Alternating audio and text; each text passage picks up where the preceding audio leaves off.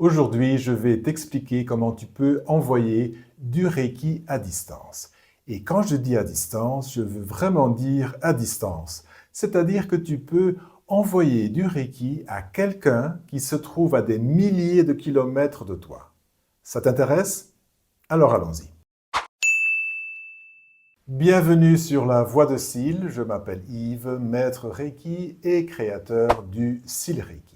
Le Reiki à distance a toujours été très controversé. Je me souviens qu'il y avait vraiment deux camps, ceux qui étaient pour, ceux qui étaient contre. Moi-même, j'y croyais, c'est-à-dire que je pensais que oui, le Reiki à distance devait fonctionner, mais je me disais que ça ne devait pas fonctionner aussi bien que le Reiki présentiel.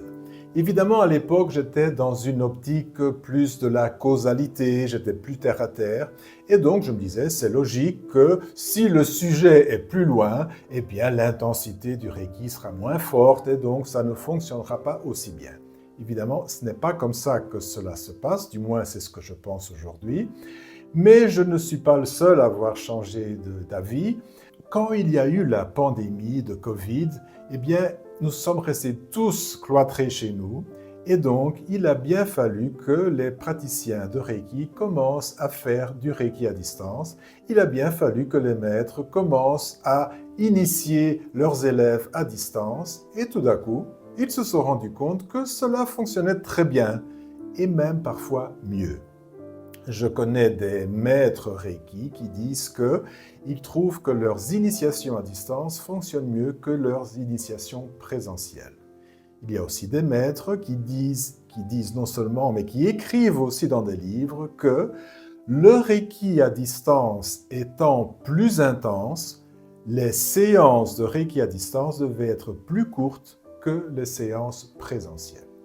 Donc, les opinions ont beaucoup changé. Évidemment, il y a encore des gens qui sont réfractaires, mais évidemment, j'accepte les opinions de tout le monde. Je n'ai jamais été un adepte des recettes universelles. Donc, chacun fait comme il veut et comme il croit.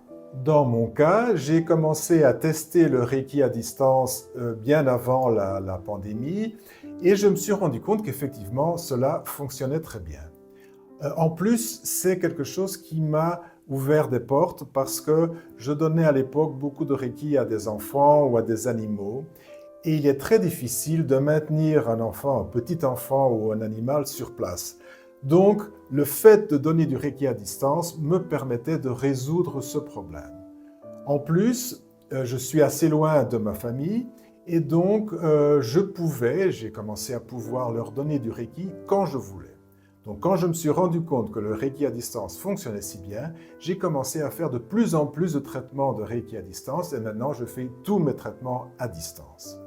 Quand j'ai commencé le Sil Reiki, j'ai décidé à ce moment-là de faire aussi les initiations à distance.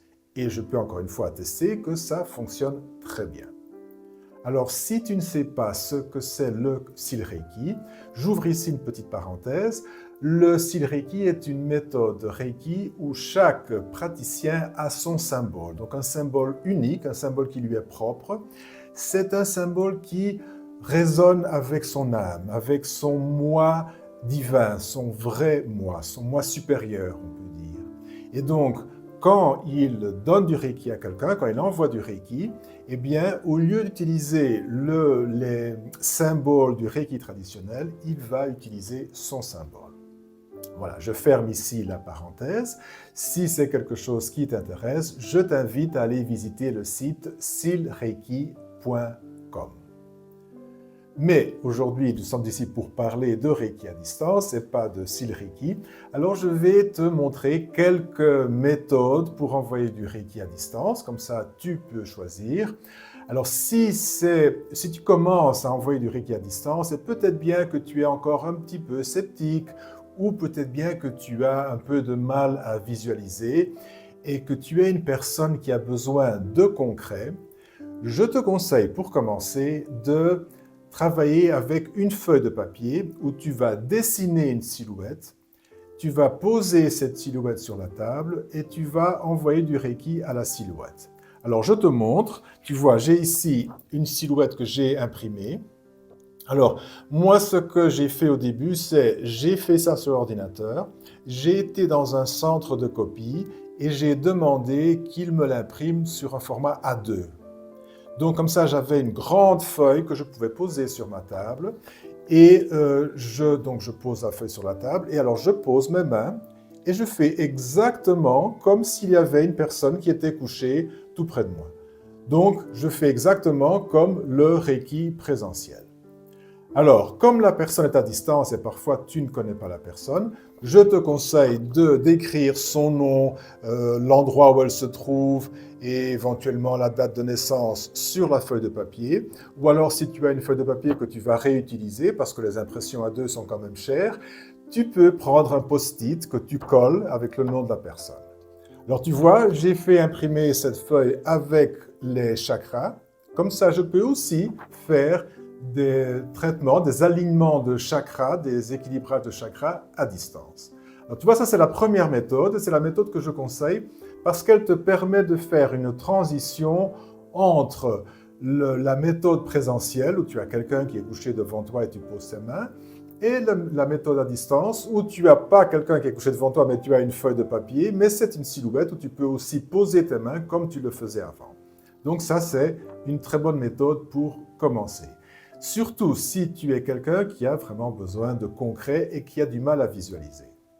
Alors, ne ris pas, mais je vais te montrer une autre chose que tu peux faire, c'est tu peux prendre une poupée. J'ai ici un Mickey, mais tu peux prendre n'importe quelle poupée. Évidemment, si tu as un mannequin, c'est mieux, mais c'est rare que quelqu'un ait un mannequin chez soi. Donc, tu prends ce mannequin ou cette poupée ou quoi que ce soit, tu la poses sur ton endroit de travail, et tu vas poser tes mains aux mêmes endroits que tu ferais s'il y avait quelqu'un qui était là couché. Évidemment, tu te dis, tu envoies l'intention avant de faire le Reiki, tu dis cette poupée symbolise monsieur untel ou madame untel qui se trouve à tel endroit et je envoie du Reiki à cette personne-là. Donc c'est un substitut de la personne, disons, un substitut symbolique de la personne, un peu comme la feuille de papier. Donc tu peux faire ça, ça marche très bien.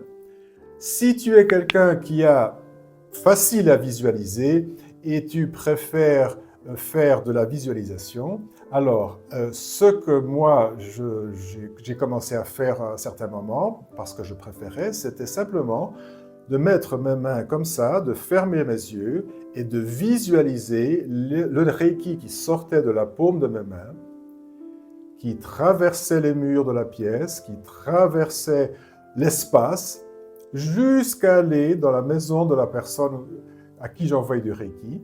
Donc j'imaginais le parcours, évidemment, je ne peux pas imaginer tout le parcours, ça serait impossible, mais je visualisais donc un espèce de rayon de lumière qui traversait l'espace et qui arrivait sur la personne à qui j'envoyais du Reiki. Et alors, cette personne reçoit le Reiki. À ce moment-là, je ne fais plus un traitement par partie du corps, mais c'est un Reiki global. Disons, ce rayon de lumière vient et va illuminer toute la personne, et donc va guérir toute la personne globalement. Et donc, j'envoie du Reiki comme ça. Je visualise la personne. Généralement, je visualise la personne qui sourit, qui se détend, qui se sent mieux. Je visualise les cellules de son corps qui commencent à se réajuster à cette énergie du Reiki et qui commencent à guérir.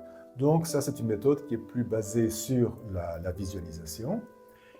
Et puis, la méthode que j'utilise maintenant, elle est un petit peu différente. C'est, je mets mes mains comme ça. Donc au lieu de mettre mes mains comme ça, je mets mes mains comme ça.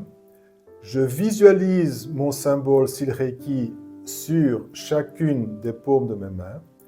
Je visualise l'énergie qui sort et au centre, j'imagine la personne, donc en taille réduite, j'imagine la personne qui se trouve au centre et je lui envoie du Reiki et je reste comme ça, 5, 10 minutes, 15, 20.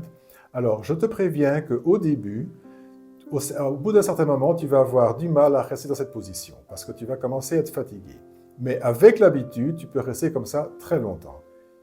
Alors, au début, tu peux alterner, et puis à un certain moment, si tu aimes cette méthode des mains, moi c'est celle que je préfère, tu vas voir que tu sais tenir comme ça assez longtemps. J'aimerais beaucoup savoir si tu es pour ou contre le Reiki à distance. tu peux l'écrire dans les commentaires. Mais surtout, j'aimerais bien des opinions qui sont basées sur des faits. Donc, si tu as essayé ou non le Reiki à distance et quels ont été tes résultats. Si tu as aimé cette vidéo, n'oublie pas de t'abonner et de partager avec des personnes à qui elle pourrait être utile. Je te remercie énormément de m'avoir écouté et à très bientôt.